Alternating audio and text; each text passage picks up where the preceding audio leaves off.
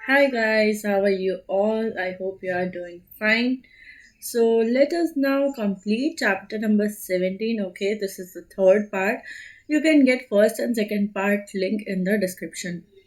थोड़ा सी लेट हो गया थर्ड पार्ट अपलोड करते करते but since I had mad throat एक ठीक है अभी भी थोड़ा है it's not Holi cured but I thought इससे ज़्यादा delay would not be fine so here I am helping you complete the chapter एक बार क्विक रिवीजन कर लेते हैं ठीक है और जैसे ही रिवीजन हो जाता है हमारा फिर हम कंटिन्यू करेंगे from where we left so इसमें ये चीज़ ध्यान रखना चैप्टर का नाम क्या था सबसे पहले ये मैं क्यों बता रही हूँ I will tell you collection and presentation of data था ठीक है हम सिर्फ कलेक्शन की बात नहीं कर रहे थे या सिर्फ प्रेजेंटेशन की बात नहीं कर रहे थे it is collection and presentation of data दोनों ही चीज़ हम देखने वाले तो हमने अभी तक हमने प्राइमरी डेटा तक ख़त्म किया इसके बाद हम सेकेंडरी डेटा करने वाले हैं तो वो होने के बाद हमारा कलेक्शन का पार्ट है पूरा का पूरा फिनिश हो जाएगा कलेक्शन का पार्ट पूरा का पूरा फिनिश हो जाएगा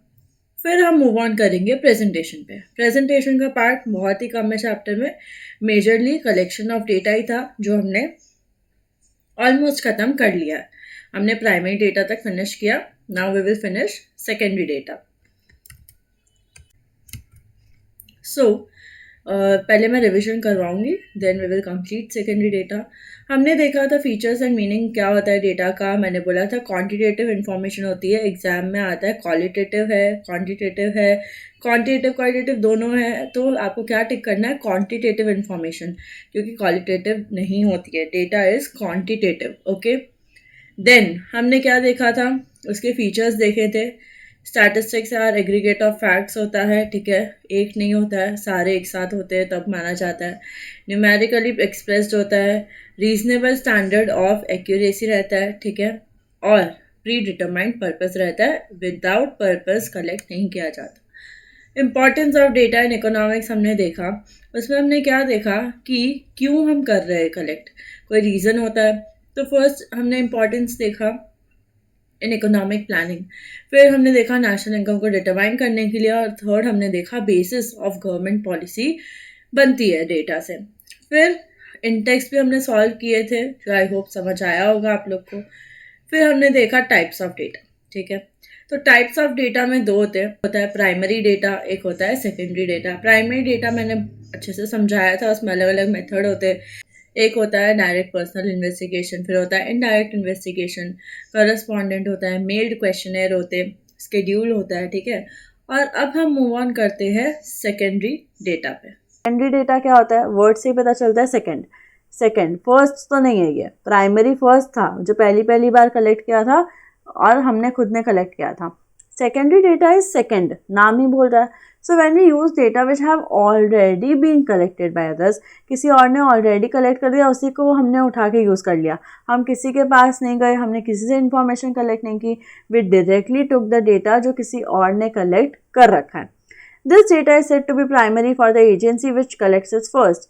and become secondary for all other user ठीक है तो अभी यहाँ पे मैं एग्जाम्पल लेती हूँ ये वाला जो एग्जाम्पल था इसमें मैं जो थी मैं लेने गई थी डेटा ठीक है मैं गई कि आप चाय पीते हो या कॉफ़ी पीते हो मैं इनसे डेटा लेने गई थी ठीक है इस पर्सन से मैं डेटा लेने गई थी नाउ कोई और पर्सन है ठीक है मैं एग्जांपल लेती हूँ कोई एक पर्सन है राज ठीक है मैं ऐसे एग्जांपल ले रही हूँ नाम राज एक पर्सन है अब राज को इन्फॉर्मेशन चाहिए कुछ अब राज को इन्फॉर्मेशन चाहिए ना तो वो क्या किया वो डायरेक्टली इस पर्सन के पास नहीं आया उसने मेरे पास आया और बोला कि आपने जो इन्फॉर्मेशन ली वो ही मुझे दे दो ठीक है राज क्या किया डायरेक्टली मेरे पास आ गया और बोला कि आपने जो इन्फॉर्मेशन पूछी ना दूसरों से वो ही दे दो मुझे और वो कैसे कलेक्ट कर सकते हैं उसके अलग अलग तरीके होते हैं ठीक है इसमें कुछ चीज़ें हो सकती है which you will not be able to understand हो सकता है ऐसा क्योंकि इसमें ऐसे ऐसे वर्ड्स यूज़ किए पर I will try my best कि आपको समझ में आ जाए सो सेकेंडरी डेटा में exist in the form of published और अनपब्लिश्ड फॉर्म पब्लिश भी हो सकता है अनपब्लिश भी हो सकता है ठीक है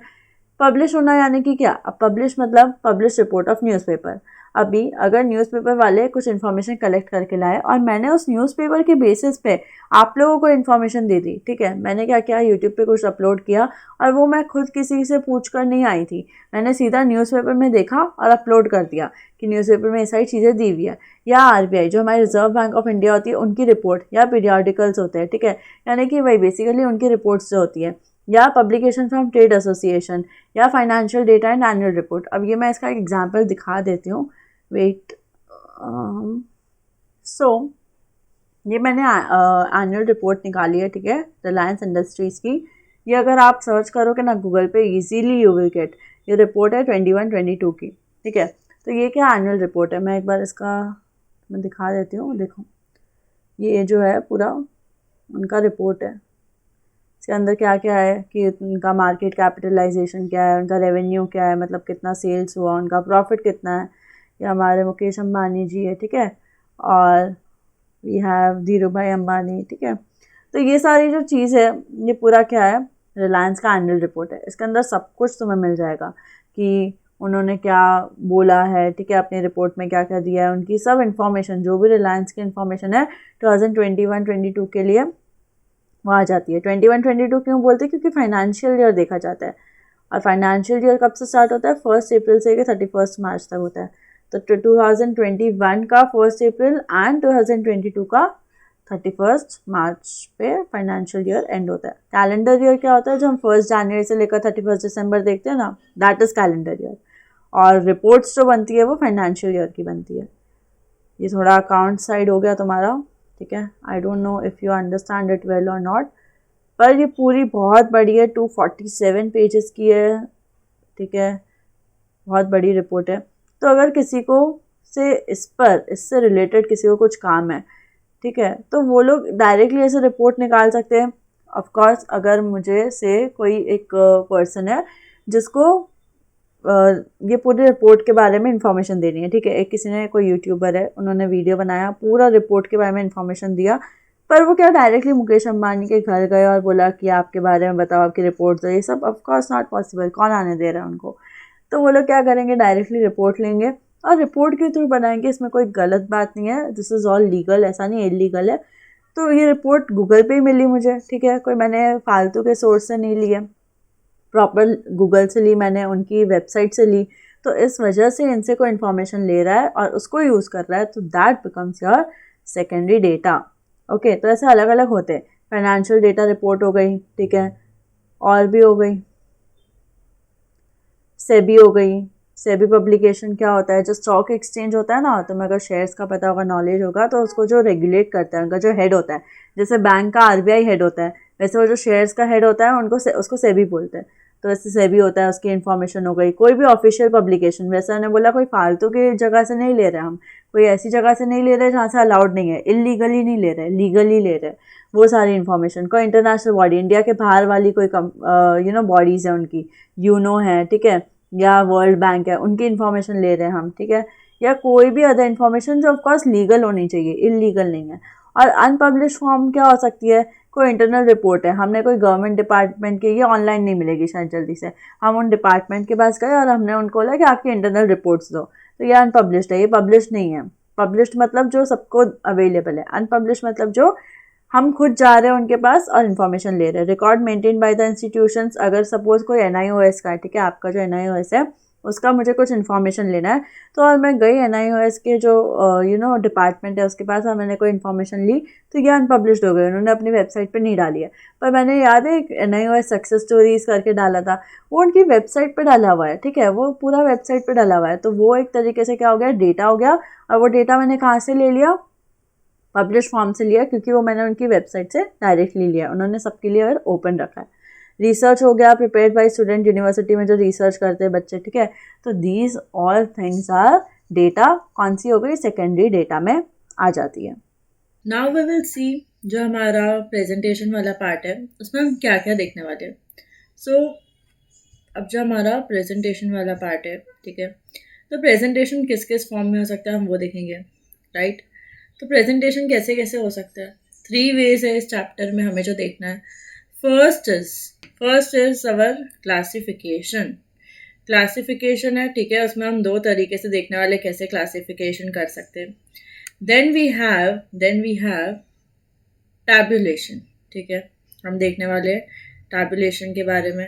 ये हमने पहले भी देख रखा है कि कैसे टेबल फॉर्म में डेटा को प्रेजेंट किया जा सकता है. Then we will see diagrammatic representation. क्या देखने वाले हैं?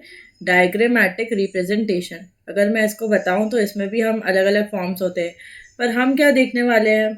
हम देखेंगे बार ग्राफ जो होता है हमारा, ठीक है, कैसे ग्राफ के थ्रू भी हम डेटा को प्रेजेंट कर सकते हैं. मैंने क्या क्या बोला. फर्स्ट हम देखेंगे क्लासिफिकेशन. इसके अंदर भी हम दो चीज़ें देखने वाले हैं, ठीक है. एक होता है कंटिन्यूस सीरीज, एक होता है डिस्क्रीट सीरीज. फिर हम देखने वाले प्रेजेंटेशन, और फिर हम देखने वाले डायग्रामेटिक रिप्रेजेंटेशन. फर्दर हम डायग्रामेटिक रिप्रेजेंटेशन में भी अलग अलग चीज़ें देखने वाले हैं, ठीक है. हम देखेंगे कि कैसे इसके अंदर भी डायग्रामेटिक में भी अलग अलग फॉर्म्स होते हैं. It can be 1D, it can be 2D, और इट कैन बी 3D. आपको पता होगा 1D क्या होता है, 2D क्या होता है, 3D क्या होता है, but still I will help you recollect कि क्या होता है. अपने जो मूवीज़ देखने जाते हैं, ठीक है, 2D में देखते हैं, पर सम मूवीज़, हम कोई मूवीज़ ऐसी होती है जो हम 3D में भी देखते हैं, जिसमें एक्शंस जो हो रहे होते हैं वो हमें लगता है हमारे सामने ही हो रहा है, ठीक है, ऑन स्क्रीन होता है, पर हमें ऐसा फील होता है कि हमारे आसपास वो चीज़ें हो रही है. 2D में हमें सामने दिखता है कि सामने वो चीज़ें हो रही है, नॉर्मली जैसे होती है टीवी पे हम जो देख रहे हैं या लैपटॉप पे देखते हैं, तो नॉर्मली जो टीवी सामने हमें दिखती है चीज़ें वो 2D होती है. 1D क्या होता है? जो हम पेपर पे ड्रॉ करते हैं, ठीक है. तो जो हम एकदम फ्लैट सरफेस होता है, दैट इज 1D. तो हमारे सिलेबस में भी 2D और 3D का कुछ खास काम नहीं है. हम क्या पढ़ने वाले हैं? सिर्फ 1D पढ़ने वाले हैं, ठीक है, दैट इज बार ग्राफ. तो हमारे सिलेबस में भी we will only be seeing 1D and not 2D and 3D. And as I told you before also, this chapter of yours hold weightage, ठीक है. ये चैप्टर इज इम्पॉर्टेंट, इसमें से आता है एग्जाम में. So do not see it casually. Lectures को, जो वीडियोस होते हैं उनको कैजुअली मत देखना.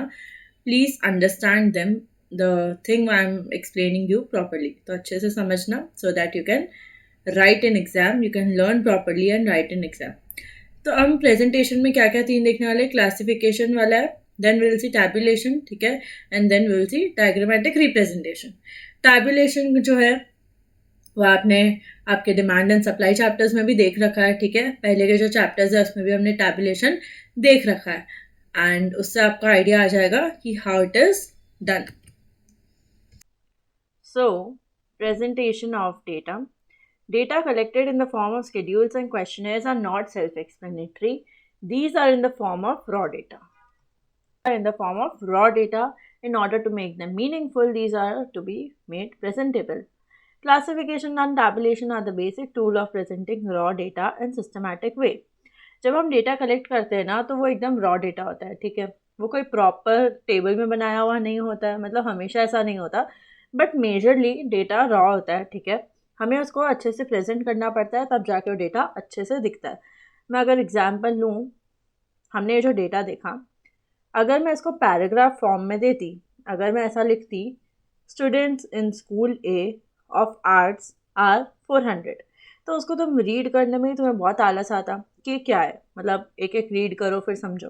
और अगर तुम्हें डायरेक्टली ऐसे दिया हुआ है, ठीक है, कि तुम्हें साफ साफ दिख रहा है, आर्ट्स है, स्कूल ए है, 400 है, आर्ट्स है, स्कूल बी है, 700 है.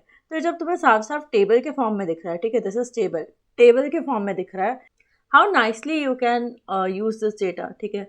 तुम्हें टाइम भी नहीं लगेगा और तुम्हें समझने में भी आ जाएगा. सो कभी भी डेटा जब कलेक्ट किया जाता है तो वो रॉ फॉर्म में होता है, ठीक है, पर उसे हमेशा प्रेजेंटेबल बनाना ज़रूरी है, ताकि जिसको भी हम वो डेटा दे रहे हैं उनको वो अच्छे से समझ में आए, ठीक है. तो अगर कोई कलेक्शन होता है डेटा का, उसको यूज़ करना है या उसको किसी आगे जाके लोगों को दिखाना है, तो उसे हम प्रॉपरली प्रेजेंट करना ज़रूरी है. क्या क्या मेथड हो सकते हैं प्रेजेंटेशन के? 3 मेथड है. फर्स्ट हम, जैसे मैंने बताया, क्लासिफिकेशन. क्लासिफिकेशन क्या होता है? is a process of arranging data into class या groups according to their resemblance and affinities. Mass data in its original form is called raw data.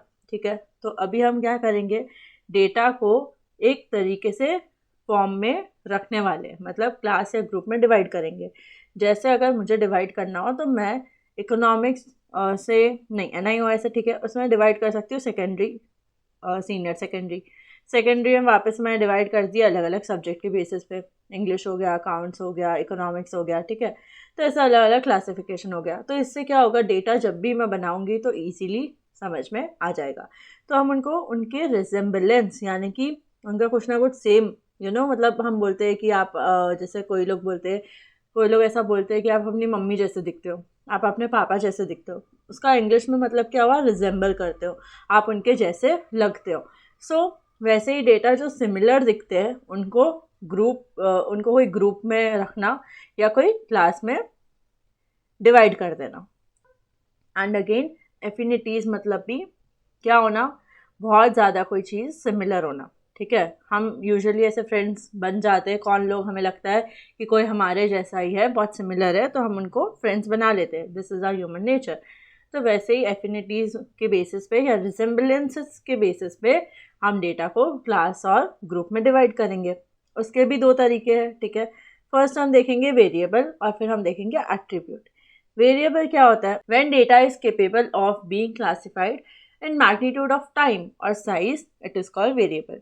कभी भी डेटा अगर टाइम या साइज में हम डिवाइड कर सकते हैं तो उसे कहा जाएगा वेरिएबल। मतलब क्या, हाइट हो गया, वेट हो गया, लेंथ, डिस्टेंस, ये सारे एग्जाम्पल वेरिएबल के।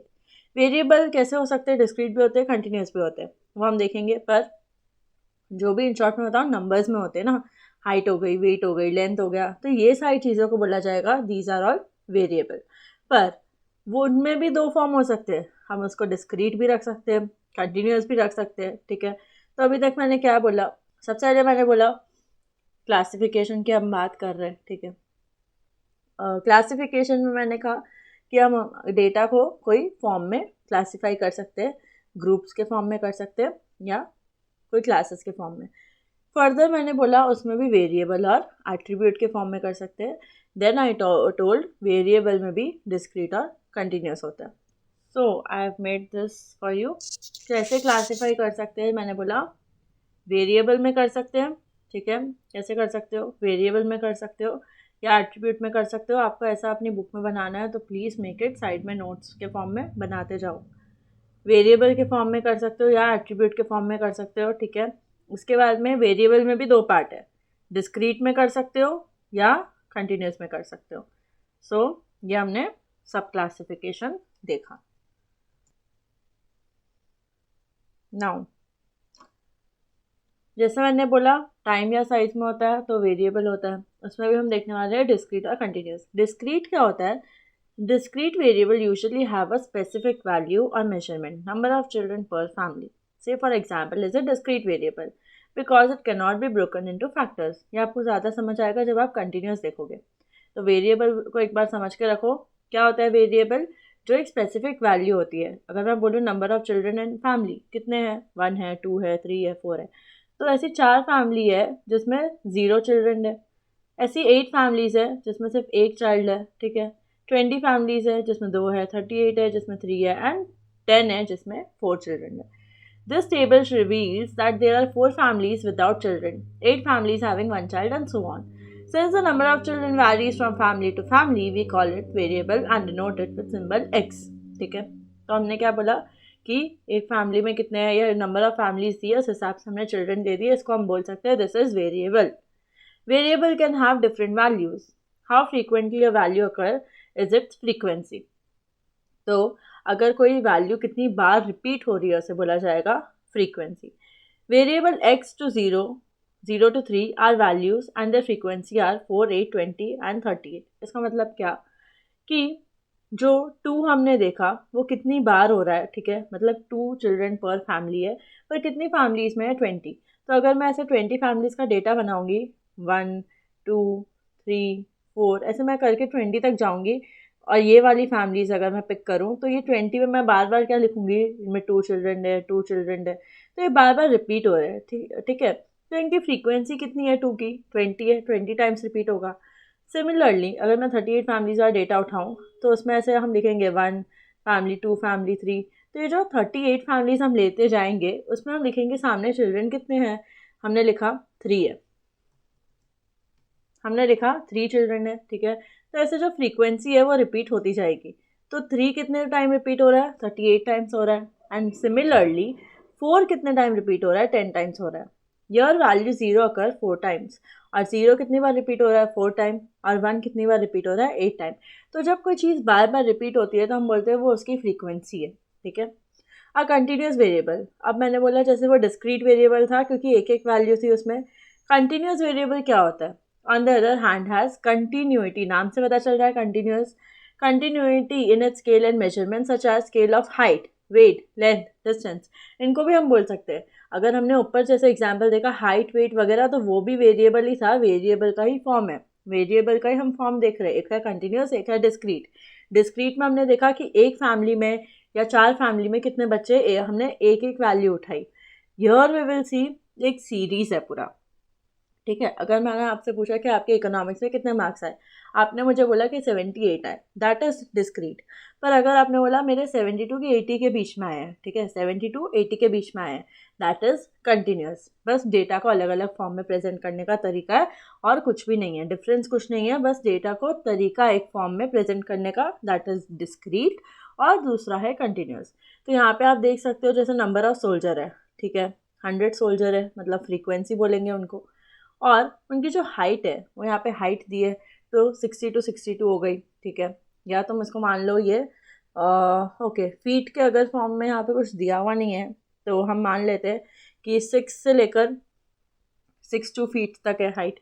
फिर यहाँ पे 6 से लेकर 6 तक है, 6 से 6 और 6 से 6 तक हाइट है। यहाँ पे कुछ दिया नहीं है इसलिए मैं अज्यूम कर रही हूँ ये फीट ही होगा। तो 6 फीट 2 इंच है, ठीक है, 6 फीट 2 इंच से लेकर 6 फीट 4 इंच। तो ऐसे कितने लोग हैं जिनकी हाइट 6 से लेकर 6'2" तक है, दैट इज 100। फिर ऐसे कितने लोग हैं जिनकी हाइट 6'2" से 6'4" तक है, 200। तो देयरफॉर ये क्या दिया हुआ है हमें, कंटिन्यूस तरीके में दिया हुआ है। दैट्स इट, वेरिएबल खत्म हुआ। Now will move on to attribute, ठीक है।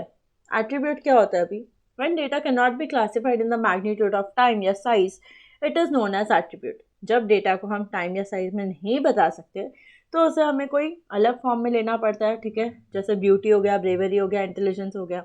Attributes are difficult to be investigated in depth, these can only be numbered for a study of limited purpose. Since data quantitatively collect होता है, the attribute में हमें arrange करना मुश्किल हो जाता है, और यूजुअली नहीं भी होता है, इसलिए इसका इन्वेस्टिगेशन डेप्थ में हम नहीं कर सकते। In statistics there are 3 types of series, ठीक है। अब हम सीरीज़ की बात करेंगे, अलग अलग टाइप की सीरीज़ होती है। एक होती है इंडिविजुअल सीरीज़, ठीक है, फिर एक होती है डिस्क्रीट सीरीज़, और एक होती है कंटिन्यूस सीरीज़। हमने डिस्क्रीट वेरिएबल और कंटिन्यूस वेरिएबल तो देखा, तो सिमिलरली है वो भी। इंडिविजुअल सीरीज़ क्या होती है, in this type of series, items are stored individually with their corresponding value. Each item has its separate and individual existence. Mass data in its original form are called raw data और unorganized data। ये हमने पहले भी देख रखा है कि mass data जब बहुत सारा इकट्ठा करते हैं डेटा ओरिजिनल फॉर्म में, ठीक है, या अनऑर्गेनाइज फॉर्म में, तो उसे बोलेंगे रॉ डेटा। जब हम उनको अरेंज कर दे, but when they are arrange ascending या डिसेंडिंग में, तो उसको एरे बोलते हैं। ये डेफिनेशंस आर इंपॉर्टेंट, लर्न करके रखना। बहुत सिंपल है कि अगर डेटा को ओरिजिनल फॉर्म में कलेक्ट किया गया है तो उसको बोला जाएगा रॉ डेटा। वेरेस उनको हम कोई अरेंज करे फॉर्म में, असेंडिंग या डिसेंडिंग पता है ना, तो मैं असेंडिंग मतलब छोटे से बड़ा, डिसेंडिंग इज बड़े से छोटा, तो उसे कहा जाएगा एरे, ठीक है।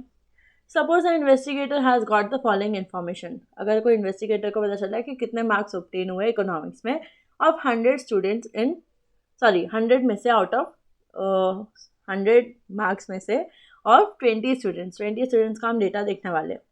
तो अगर यहाँ पे आप देखोगे तो ये पूरे मार्क्स दिए हुए और बहुत बिखरे हुए मार्क्स हैं, क्योंकि ज़रूरी थोड़ी ना ये रोल नंबर वाइज भी तो हो सकता है। फर्स्ट रोल नंबर के 40 आया तो सेकंड रोल नंबर के 50 है, थर्ड के 45 है, फोर्थ के 60 है। तो ये एकदम अनऑर्गेनाइज डेटा है। पर इससे अगर मुझे कुछ आइडेंटिफाई करना है, मुझे जानना है कि 70 के ज़्यादा, 70 से आप कितने लोगों के मार्क्स आए, तो उसके लिए मुझे ढूंढना पड़ रहा है एक एक को। इस लाइन में 70 है क्या, इस लाइन में 70 है, येस 70 से आप है, येस, तो इसमें बहुत प्रॉब्लम आएगा। पर अगर मैं इसको कोई फॉर्म में अरेंज कर दूँ, ठीक है। अगर मैं उसको असेंडिंग या डिसेंडिंग कर दूँ, असेंडिंग किया तो मुझे कोई प्रॉब्लम नहीं आने वाली। असेंडिंग मुझे पता है इस लाइन में नहीं होगा, इधर नहीं होगा, इधर नहीं होगा, इधर से ही स्टार्ट होगा। और यहाँ से 70 अब कितने आए, 3 है, मेरे को 2 मिनट में पता चल गया। और इसमें मिस्टेक्स होने के चांसेस भी कम होते हैं। अगेन डिसेंडिंग में अगर करें तो भी चलेगा, डिसेंडिंग में करूँगी तो मुझे आराम से यहाँ से मिल जाएगा कि 70 आप इतने हैं, अगेन 70 आप इतने हैं, ठीक है। तो इसमें भी टाइम नहीं लगने वाला। तो कभी भी डेटा को आप अरेंज करते हो कोई फॉर्म में, इंडिविजुअल सीरीज को, so that is called arrange data, ठीक है। तो अरेंज डेटा कैसा हो सकता है, असेंडिंग में हो सकता है, डिसेंडिंग में हो सकता है, और उसका नाम क्या है, एरे। उसको हम बोलेंगे एरे, ठीक है। अरे नहीं है ये, एरे, ठीक है। Now discrete series, discrete series क्या होती है, ये हमने ऊपर देखा वैसा है, फैमिली जैसा। This type of series is designed to show variables with definite break with their respective frequencies. Frequency refers to repetitiveness of a value. जैसे हमने ऊपर देखा कि एक फैमिली है जिसमें 8 चिल्ड्रन है, ठीक है, सॉरी 8 फैमिलीज है जिसमें एक या 2 चिल्ड्रन है, ऐसा था ना कुछ, हाँ 8 फैमिलीज में एक चाइल्ड था। तो ये क्या हो गया, फ्रीक्वेंसी हो गई, कितनी बार 1 रिपीट हो रहा है, 8 टाइम्स रिपीट हो रहा है। सिमिलरली मार्क्स के लिए भी ऐसा हो सकता है। तो अगर मैं उसको बोलूँगी डिस्क्रीट सीरीज, ठीक है, इसे कहा जाता है discrete series. This type of series is design to show variable with definite break, जैसा हमने देखा repetitiveness, okay. If a particular value X क्या बोलते हैं, इसको हम एक्स मानते हैं, ठीक है। तो हम देखेंगे एक्स जो मार्क्स है और नंबर ऑफ स्टूडेंट जो है वो फ्रीक्वेंसी है। तो 30 मार्क्स कितनी बार रिपीट हो रहा है, ज़रूरी थोड़ी एक ही बच्चे के सिर्फ 30 मार्क्स आए, नो। तो 30 मार्क्स कितनी बार रिपीट हो रहा है, आई थिंक ये ऊपर वाले डेटा से ही कंटिन्यूटी में है क्या, no this is different, okay. So 30 marks कितनी बार रिपीट हो रहा है, 4 बार रिपीट हो रहा है। 4 बच्चे ऐसे हैं जिनके 30 मार्क्स है। 40 मार्क्स कितने हैं, 6 बच्चों के 40 मार्क्स है। 50 मार्क्स कितने बच्चों के, 10 बच्चों के। तो ये हमें क्या पता चल रहा है, फ्रीक्वेंसी। तो यू डोंट, मतलब इसमें कुछ ऐसा नहीं है कि आपको बहुत ही अजीब लगेगा। These are just terms of economics, ये इकोनॉमिक्स के बस वर्ड्स है। आपको भी पता है कि हम इसको टेबल में फॉर्म कर सकते हैं, अरेंज कर सकते हैं, ठीक है, आपको पता है ये चीज़ already. But the words use are important, आपको वर्ड्स पता होने चाहिए। आपको पता होना चाहिए जो मार्क्स यूज़ कर रहे हैं हम, इसको हम एक्स अज्यूम करते हैं, ठीक है। आपको पता होना चाहिए इसको फ्रीक्वेंसी बोला जाता है। कोई चीज़ जितनी बार बार रिपीट होती है तो उसको हम बोलेंगे फ्रीक्वेंसी। अरे ये तो इंग्लिश वर्ड भी है ना कि हाउ फ्रीक्वेंटली यू स्टडी, मतलब आप कितनी बार पढ़ते हो। तो जो चीज़ बार बार रिपीट होती है उसे क्या बोला जाएगा, फ्रीक्वेंसी। तो यहाँ पे 60 मार्क्स 20 बच्चों के, 70 मार्क्स 10 बच्चों के, तो इस समय पता चल जाएगा कितने मार्क्स कितने बच्चों के आए हैं। Third series is continuous series. इसमें हम क्या लेते हैं, एक पूरा वो ग्रुप लेते हैं, जैसे मैंने पहले भी बताया था, कंटिन्यूस वेरिएबल हमने देखा था। This kind of series is frame for placing frequency with corresponding group. जैसे अगर ये हम एक्स लिया इन लोग ने, पर अगर मैं बोलूँ ये भी मार्क्स ले लो आप लोग, ठीक है, अज्यूम कर रहे हैं मार्क्स है। तो 0 से 10 तक कितने कितने मार्क्स है, से 0 से 10 तक मार्क्स है, कितने बच्चों के 0 से 10 के मार्क्स आए हैं, इसको हम स्टूडेंट्स ले लेते हैं। तो ऐसे कितने बच्चे जिनके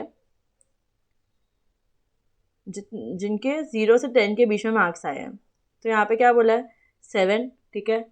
देन 10 to 20 में कितने marks, sorry these are marks, तो 10 to 20 के रेंज में मार्क्स है, उतने कितने बच्चे, 13 है। 20 to 30 के रेंज में जो मार्क्स है उसमें 20 बच्चे हैं।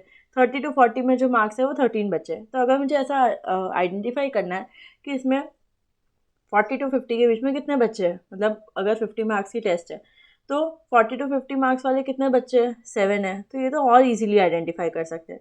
तो डिपेंड करता है आपको किस तरीके की इन्फॉर्मेशन चाहिए। मेरी इन्फॉर्मेशन के लिए हो सकता है कंटिन्यूस सीरीज हेल्पफुल हो, कोई और इन्फॉर्मेशन के लिए हो सकता है डिस्क्रीट सीरीज हेल्पफुल हो, और कोई और इन्फॉर्मेशन के लिए हो सकता है इंडिविजुअल सीरीज हेल्पफुल हो।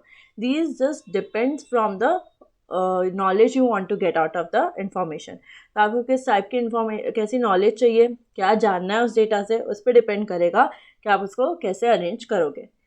नाउ सीरीज़ में भी 2 मेथड होते हैं, इंक्लूसिव और एक्सक्लूसिव, ठीक है। इसमें आई डोंट थिंक ज़्यादा डिटेल में समझाया गया है, बट थोड़ा बहुत डिटेल दिया है। अब example is that of an exclusive series. मतलब इसमें क्या हुआ, in case of inclusive series frequency corresponding to upper limit is included in the same group while it is included in subsequent group, ठीक है। ये मैं बताती हूँ। सीरीज में कैसा होता है, जैसे 10 है मैंने बोला, तो 10 इसमें नहीं आएगा, फर्स्ट वाले ग्रुप में नहीं आएगा, एक्सक्लूसिव, एक्सक्लूड कर रहा है, निकाल रहा है। ये जो अपर लिमिट होती है ना उसको निकाल रहा है, एक्सक्लूसिव वर्ड से पता चल रहा है, एक्सक्लूड कर रहा है। तो अगर मैं किसी बच्चे के 10 मार्क्स आएंगे तो उसको हम किस में डालेंगे, इस वाले में डालेंगे, ठीक है, क्योंकि फर्स्ट वाला उसको एक्सक्लूड कर रहा है, अपर लिमिट को एक्सक्लूड कर रहा है। इंक्लूसिव मतलब क्या, इंक्लूड कर रहा है। तो जो 10 मार्क हो गए, ठीक है, वो हम किस में इंक्लूड करेंगे, जो भी अपर लिमिट होता है सिर्फ उसको देखा जाता है। तो 10 मार्क्स होंगे उसको आप इसमें डालोगे, ठीक है, तो इंक्लूसिव होगा तो आप 10 मार्क्स इसमें डालोगे, आई राइट आई इंक्लूसिव हुआ तो 10 मार्क्स इसमें आएगा, एक्सक्लूसिव हुआ तो 10 मार्क्स इधर आएगा। अच्छा अब बताओ 20 किस में आएगा, अगर इंक्लूसिव हुआ तो 20 इसमें आएगा, क्यों, क्योंकि यहाँ पे इंक्लूड हो रहा है।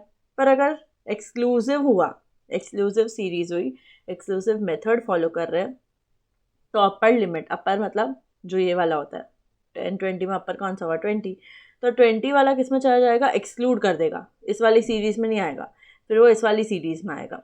30 किस में आएगा, इसमें आएगा। ये मैं एक्सक्लूसिव मेथड के हिसाब से बता रही हूँ, एक्सक्लूसिव मेथड हुआ तो खुद की सीरीज में नहीं आएगा, दूसरी वाली नेक्स्ट सीरीज में आएगा, पर इंक्लूसिव हुआ तो उसी सीरीज में आएगा। नॉट दैट इम्पॉर्टेंट, ठीक है, थोड़ा नहीं भी समझ आया तो नो इश्यूज़, इतना कुछ इंपॉर्टेंट नहीं है क्योंकि इसके बारे में डिटेल में दिया ही नहीं है, तो आस्किंग एग्ज़ाम में आने का चांस भी कम हो जाता है। नाउ हम इंडेक्स ये भी कर लेते हैं फटाफट, आइडेंटिफाई वेरिएबल है या एट्रीब्यूट है। Height of a student, height number में मेजर कर सकते हैं क्या, यस कर सकते हैं। तो नंबर में जब भी मेजर कर सकते हैं ना तो वो वेरिएबल होता है, ये लिख के रखना, नंबर में कर सकते हैं तो वो वेरिएबल होता है, नंबर में नहीं कर सकते तो एट्रीब्यूट होता है। Height of a student is variable, number में कर सकते हैं। Beauty of a girl number में कर सकते हो, no, so attribute. Intelligence level of a boy, again attribute, number में नहीं कर सकते कि तुम 10 इंटेलिजेंट हो, 5 इंटेलिजेंट हो, not possible. Mileage of a car, mileage of a car of course variable है, नंबर्स में होता है। Weight of mister X variable है, simple easy. Now tabulation, after the data is collected and classified, it is always useful to put them in rows and column. A statistical data may be simple या complex हो सकता है depending upon number of variable, उस पर जितने numbers है उस पर डिपेंड करता है डेटा सिंपल बनेगा या कॉम्प्लेक्स। तो मेरी चीज़ पता होनी चाहिए, अगर कंप्यूटर में थोड़ा भी इंटरेस्ट है या एनीवे कभी पढ़ा होगा, रोज़ जो होते हैं ना वो स्लैंटिंग होते हैं, मतलब ये रो है, ठीक है, दीज आर रोज। कॉलम जो होते हैं ना वो स्ट्रेट होते हैं, दीज आर कॉलम्स। रो मतलब जो स्लैंटिंग होते हैं और कॉलम्स जो होते हैं वो सीधे सीधे होते हैं, तो दीज आर कॉलम, ठीक है, और ये जो है वो रोज है। नाउ दिस टेबल में बी वन वे और टू वेज, मैनीफोल्ड, ठीक है, हम एग्जाम्पल देखते हैं सीधा। During 2010-11 there were 3 faculties with 840 students in commerce, 660 in science and 50 students in management. Percentage of male is 40%, 20% respectively. ये डेटा अगर तुम्हें कोई ऐसे दे दे तो तुम्हें क्या समझ आने वाला है, तुम्हें आधा तो मतलब तुम्हें लगेगा कि क्या है, आलस आएगा पढ़ने में। पर अगर इसको हम टेबुलर फॉर्म में दे दें तो हमें पढ़ने में कितना अच्छा लगेगा। सो ये जो है हमें दिया है, ठीक है, फैकल्टी दे दी है, फैकल्टी आने के सब्जेक्ट हो गए commerce, science, management. Number of student male कितने हैं, 336 है, ठीक है। ये कैसे निकाला, देखो टोटल कितना 840 है, हमारे पास ये दिया हुआ है ना 840, 660, 500। अब हमें क्या करना है, 840 का मल्टीप्लाई करना है मेल्स निकालने के लिए 40%। तो अगर आप 840 को मल्टीप्लाई करोगे 40% से तो आपका आंसर आएगा 336, और फीमेल निकालने के लिए माइनस कर दो, 840 माइनस 336 गिव्स यू 504। अगेन 660 में मल्टीप्लाई करना है 25%, तुम्हारा मेल आ जाएगा 165, और फीमेल निकालने के लिए 660 माइनस 165। सिंपल मैथ्स, 500 को मल्टीप्लाई करोगे 20% से तुम्हारा आंसर आ जाएगा 100, और अगर 500 माइनस 100 करेंगे तो आंसर आएगा 400। ओके, डेटा बन गया हमारा, इजीली एक्सप्लेनेबल। नाउ डायग्रामेटिक और ग्राफिक प्रेजेंटेशन कैसे हो सकता है, जैसे मैंने बोला 1D 2D 3D। Data relating to two variable may be shown with the help of simple graph. It is usually in the form of line or curve. अगर दो डेटा हमें, दो वेरिएबल्स है हमारे पास, दो वेरिएबल यानी कि क्या, हम नीचे देखने वाले, वैसे दो वेरिएबल है, इधर ईयर भी है, बर्थ रेट भी है, जैसे ऊपर हमने देखा ना, चिल्ड्रन है, उनके मार्क्स है, स्टूडेंट्स के मार्क्स, तो दो वेरिएबल होगा, स्टूडेंट भी वेरिएबल है, मार्क्स भी वेरिएबल है। सो दो वेरिएबल के लिए हम यूज़ कर सकते हैं। Diagrammatic representation is geometrical version of the data. Diagram presents a fact in such a manner that just by glancing at them once, one can understand the most complex data. Diagrams को भी हम अगर देखें तो हम easily data को समझ सकते हैं, हमें ज़्यादा रीड करने की ज़रूरत नहीं पड़ेगी. Diagrams may be 1D, 2D and even 3D. Bar diagrams are usually 1D. Only height of the diagram is relevant and not the width. तो हमें सिर्फ हाइट देखना होता है, इसमें कितना भी ब्रॉड बना सकते हैं उसको, हम देखने वाले कैसे बनता है. एंड 1D मतलब 1 डायमेंशनल, 2D मतलब 2 dimensional and 3D is 3 dimensional. हम क्या डिस्कस करने वाले हैं, आपके सिलेबस में सिर्फ 1D ही है. फॉर्चुनेटली आपको ज़्यादा नहीं पढ़ना है, सिर्फ 1D ही पढ़ना है. One dimensional diagrams are also called bar diagram, which are most commonly used in practice. There are various types of bar diagram, but here we'll study about simple bar diagrams. अगर आप देखोगे ना तो बार graphs भी अलग अलग type के होते हैं, मतलब बहुत अलग अलग होते हैं. इसमें एकदम क्रिएटिवली हम कुछ भी बना सकते हैं, यूज़ कर सकते हैं, लाइन के थ्रू बना सकते हैं, कर्व यूज़ कर सकते हैं. बट हम सिंपल बार डायग्राम देखने वाले हैं. अगेन यू आर लकी कि हम देखेंगे इसमें. Simple bar diagram, they are very simple to present but only one type of variable can be presented. Simple bar diagram में हम सिर्फ एक ही वेरिएबल को प्रेजेंट कर पाएंगे.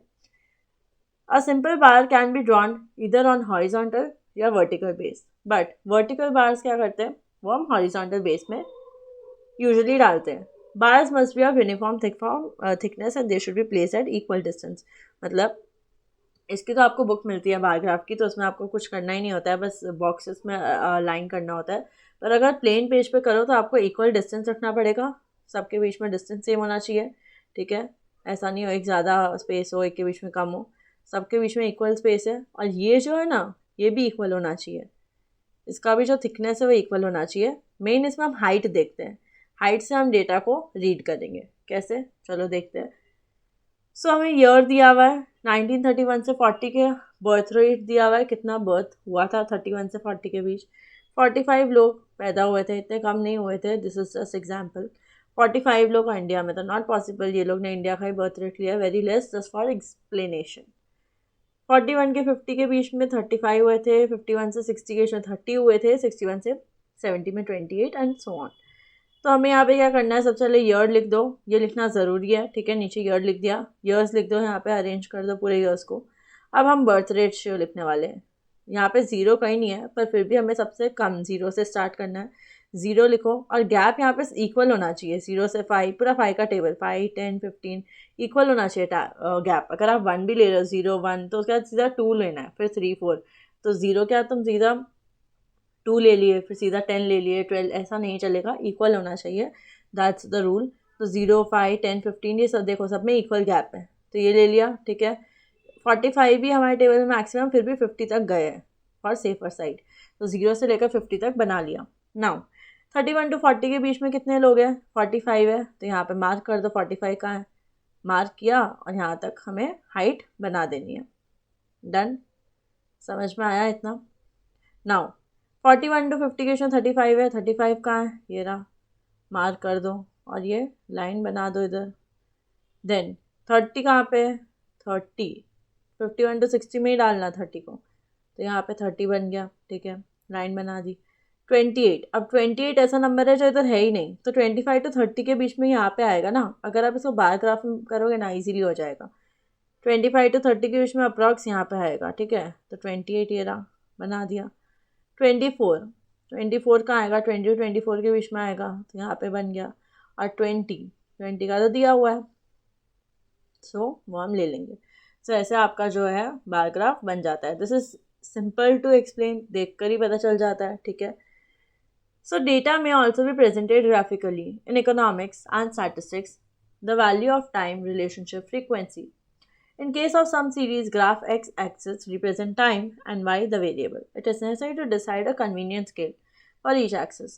x-axis क्या होता है, ये जो हमने slanting देखा ना, ईयर, ये जो पूरा ईयर का आपने देखा, इसको हम बोलते हैं, इसके लिए भी एक अलग टर्म है, बहुत फैंसी नाम होते हैं इकोनॉमिक्स में. नहीं, x-axis, तो इसको हम क्या बोलते हैं, x-axis बोलते हैं, सॉरी, इसको हम बोलते हैं x-axis. और ये जो बर्थ रेशियो है ना, इसको हम बोलते हैं y-axis. ये जो पूरा लाइन हमने देखा ना, 5 से लेकर पूरा 50 तक, 0 से 50, दिस इज़ y एक्सेस. तो ये आपका पूरा y एक्सेस हो जाता है. राइट, समझ में आया? एक्स एक्सेस और वाई, आपको ईयर इधर लेना है ना वाई पे तो भी चलेगा, पर थोड़ा डिफिकल्ट हो जाता फिर बनाना, इसलिए हमने नहीं लिया। तो इसलिए ईयर को एक्स पे लिया। तो ये हमें समझ में आना चाहिए कि कहाँ पे क्या ले रहे हैं। That is your choice.